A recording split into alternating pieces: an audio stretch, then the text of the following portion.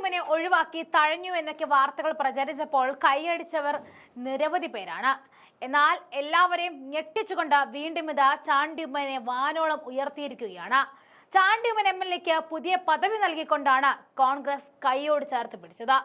ആന്ധ്രാപ്രദേശ്, മേഘാലയ സംസ്ഥാനങ്ങളുടെ talent hunt കോർഡിനേറ്ററായിട്ടാണ് AICC നിയമിച്ചിരിക്കുന്നത്. കഴിഞ്ഞ ദിവസം OJ ജനീഷിന്റെ യൂത്ത് കോൺഗ്രസ് അധ്യക്ഷ സ്ഥാനത്തിൽ പ്രതികരിച്ചപ്പോൾ അബിൻ വർക്കെ തഴഞ്ഞുവെന്ന ചോദ്യത്തിന് ചാണ്ടിയുമ്മൻ മറുപടി നൽകിയത് പാർട്ടി തീരുമാനത്തിനൊപ്പമാണ് എപ്പോഴും ഒരു പാർട്ടി നേതാവ് നിൽക്കേണ്ടത്. തന്റെ അച്ഛന്റെ ഓർമ്മ ദിവസം തന്നെ ഔട്ട് റീച്ച് സെല്ലിൽ നിന്നും പുറത്താക്കിയത് തുറന്നു പറഞ്ഞിരുന്നു. എന്നാൽ അന്നും താൻ പാർട്ടിക്കൊപ്പമാണ് നിന്നത് എന്നാണ് ചാണ്ടിയുമ്മൻ പറഞ്ഞത്. പക്ഷേ ഇതിന് ചിലർ പുകിലൊന്നുമല്ല സഖാക്കന്മാരുടെ സോഷ്യൽ മീഡിയ ഹാൻഡിലുകൾ ഉണ്ടാക്കിയത്.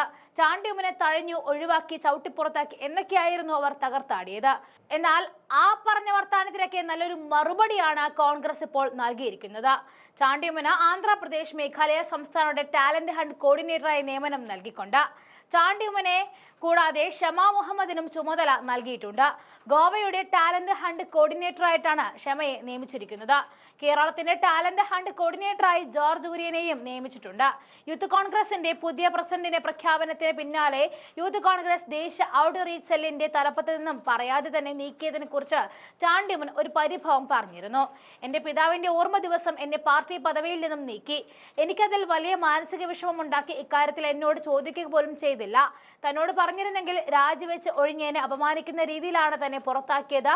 അപ്പോഴും പാർട്ടി തീരുമാനത്തിലാണ് താൻ ഉറച്ചു നിന്നത് എന്നാണ് ചാണ്ടിയുമ്മൻ മാധ്യമങ്ങളോട് പറഞ്ഞത്. KPCC പുനഃസംഘടനയ്ക്ക് പിന്നാലെ ഷമ മുഹമ്മദും അതൃപ്തി പ്രകടമാക്കിയിരുന്നു.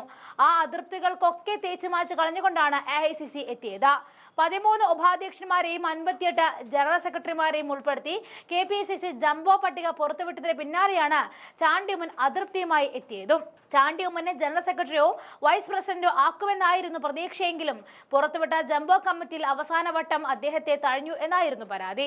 അബിൻ വർക്കിക്ക് യൂത്ത് കോൺഗ്രസ് സംസ്ഥാന അധ്യക്ഷ സ്ഥാനം നിഷേധിച്ചതിനെതിരെ പ്രതികരിച്ചതാണ് ചാണ്ടിയുമ്മനെ തഴയാൻ ഇടയാക്കിയതെന്നും ആരോപണം ഉയർന്നതാണ്.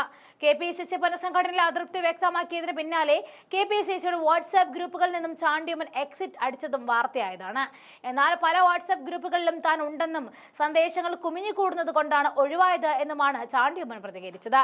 ഏത് ഗ്രൂപ്പിൽ നിന്നാണ് പോയത് എന്ന് ശ്രദ്ധിച്ചിട്ടില്ല. ഫോൺ പ്രശ്നമായിട്ടുണ്ടെന്നും ധാരാളം ഗ്രൂപ്പില്ലേ, ഇത്രയും ഗ്രൂപ്പ് വേണോ എന്നും ചാണ്ടിയുമ്മൻ പറഞ്ഞിരുന്നു. എന്തായാലും കാറും കോളും എല്ലാം ഒഴിവാക്കി കോൺഗ്രസ് പന്തൽ കെട്ടിക്കഴിഞ്ഞു. ഇനി ചാണ്ടിയുമ്മന്റെ കാലം.